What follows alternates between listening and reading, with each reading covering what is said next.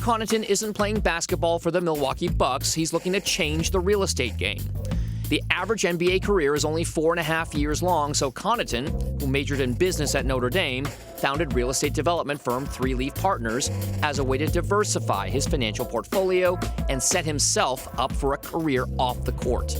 Three Leaf connects pro athletes, business executives, and community partners to develop sustainable real estate projects with residential buildings in Indiana, Oregon, and Wisconsin. As the son of a general contractor, you could say Connaughton has real estate in his blood. And now he's building a financial foundation for life after those three-pointers stop.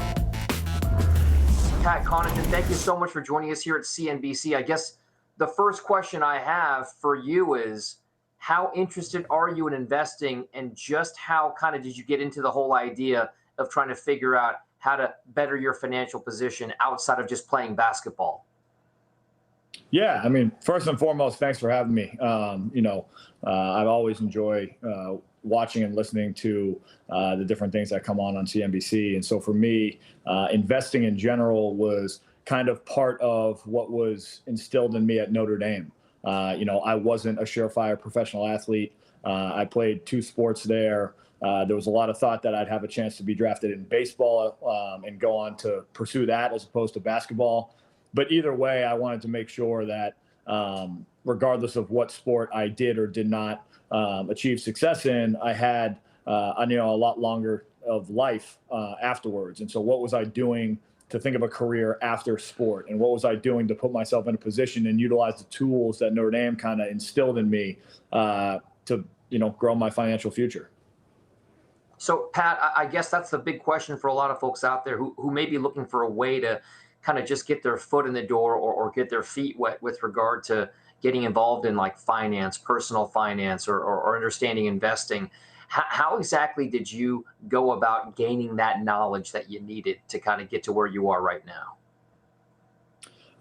It's educating yourself. It's submersing yourself in that world. It's learning from people. For me, it was truly the network of people that I was fortunate to have access to via my platform of being a professional athlete, of even being just a collegiate athlete at Notre Dame, learning from those who are a lot smarter than me and picking up things along the way, asking the questions. I think a lot of professional athletes are afraid to ask the questions because, it may look weird or it may not sound like an, intricate question. It may sound like a dumb question, but those questions are usually the most important. And so for me, it started with asking questions. It started with the people that I knew. And then it just kind of went on into getting active for small amounts of money in different areas of business. And for me personally, it was real estate. My dad was a general contractor growing up.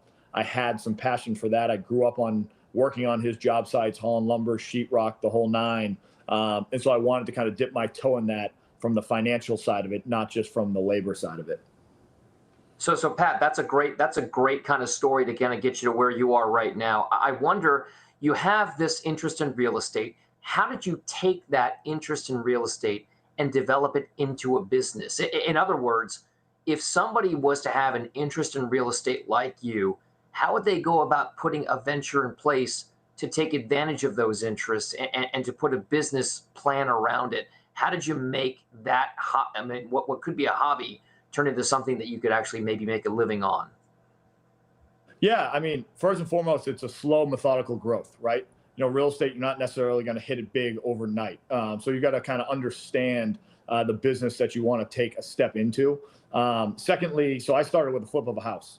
I started with putting $50,000 down in South Bend, Indiana, buying a piece of land and financing the building of a house. So I flipped my first house and I kind of was able to see the ins and outs of that side of it. While I was doing that, I was learning from people that are much more educated and much more experienced in the real estate world than me. I learned from some Notre Dame alums who are part of, big time real estate development firms. I learned from guys that I met through MBA summits and symposiums who are part of billion-dollar real estate firms. And I just started to kind of learn over time. I'm fortunate to have a stream of income with professional sports. Well, what am I doing with that income to build for the future? Flipping homes was fun, and I educated myself quite a bit going through it. But taking a step into growing a cash-building portfolio, right? A cash-flowing portfolio, something that I can utilize and build for the future, was really where it landed. And then slowly but surely, we went from doing one project to doing 3 projects to doing 8 projects. And now we do anywhere from 10 to 12 projects a year. We got, 15 to 16 employees as we continue to hire throughout, 2022. And we're continuing to kind of grow, but really utilizing my platform and my network as alongside it. So Pat, when it comes to real estate, there's obviously all different kinds of real estate, 2 general big categories, residential versus commercial. Where have you tilted your business? And you mentioned flipping houses. Are you still pretty much all in residential? Have you branched out into commercial? Is it a mix of the both? What's your ultimate aspiration for your real estate venture? Yeah, so Dom, I would say it's a little bit of a mixture of both. Our bread and butter is the multifamily space. We believe, it has the most recession proof, and we've seen it over time. But at the end of the day, I'm fortunate to be in the position that I'm in, right? I have a stream of income coming from my quote unquote day job. And so as I build this real estate company, 3Leaf, the idea behind it is we're different than most development companies because we're not under the gun to do deals, right? Like, I have a stream of income. We can grow, we can be opportunistic, we can be smart about the deals and selective about the deals we do. And that's kind of the approach I've continued to take, slow, steady growth with the deals we do, the investors we bring on, and the people that we partner with. We don't do any deals that we find on the market. All of it's via relationships, via my platform or my partner's platform. The investors we take on are all people who are like-minded individuals, and oftentimes in the development space, because I do think in business, much like on my team and with the Milwaukee Bucks, we want to create those win-win situations. We want to incentivize and align our interests with those of our investors and those of our partners so that we're working together to have success as opposed to competing versus each other. We do enough competing on the court. So Pat, this is probably got to be one of the craziest, most interesting, eventful investment macroeconomic landscapes to be doing business in, especially when it comes to something like real estate, where there are generally components of leverage or borrowing money involved. For many Americans and millions of Americans, it'll be the biggest purchase they ever make their home. They have to take out a mortgage to do it, and they are very exposed to interest rates. I wonder if you could take us through just how much you have to pay attention to what's happening with the economy, things like what's happening with the Federal Reserve and interest rates, and how much that kind of factors into how you view your business right now, especially in something like real estate. Yeah, I mean, interest rates are real, and keeping our pulse on, what the Fed is doing, what the economy is doing, and how people are kind of reacting to the rising interest rates are things that we definitely want to take into account, things that we, talk about weekly, right, in our weekly, kind of board meetings. And so I would say for us, because of our selective nature in the deals that we do, interest rates play a role in it.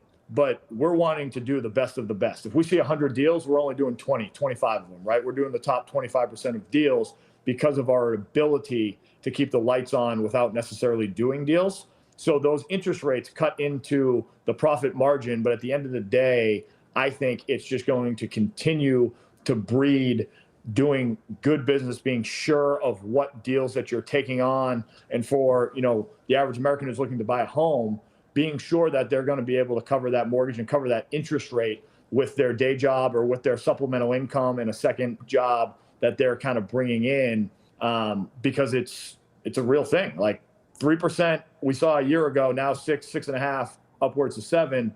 That's going to play a role in people's ability to buy homes, people's ability to get investment properties, and people's ability to have supplemental income outside their day job.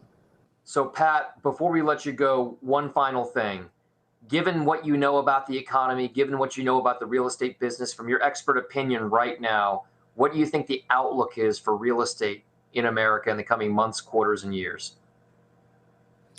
Yeah, so we try to keep our pulse on, the real estate market on a weekly basis, right? And obviously interest rates are going to change things. It's going to make it tougher for people to buy homes, to buy investment properties, second and third, properties. And I think for us, it's going to continue to push rents a little bit. And there will eventually be an inflection point, right? At some point in time, somebody's not going to be paying more for rent than they would for a mortgage. So I think for us, we're trying to find ways to partner, and we continue to, with nonprofits, with higher ed, where we can find win-win scenarios, right? And I take a lot of the analogies that I use from, my day job in basketball. We're trying to incentivize our partners, incentivize and align our interests with our partners and with those who are going to be occupying our properties and our buildings. And so for the not-for-profits or the higher ed, a lot of them are land rich. And how do we find ways for them to put the land in as equity, develop it, and then be a value add source for them, whether it be via student housing, whether it be, via some commercial properties and activation areas for whatever they're in furthering their mission and what their impact they're trying to have. And I think for us, it's about keeping that pulse on. At some point in time, we do believe interest rates will start coming down. How does that affect rent? How does that affect, development projects that we're continuing to try to pursue on a daily, weekly, and monthly basis?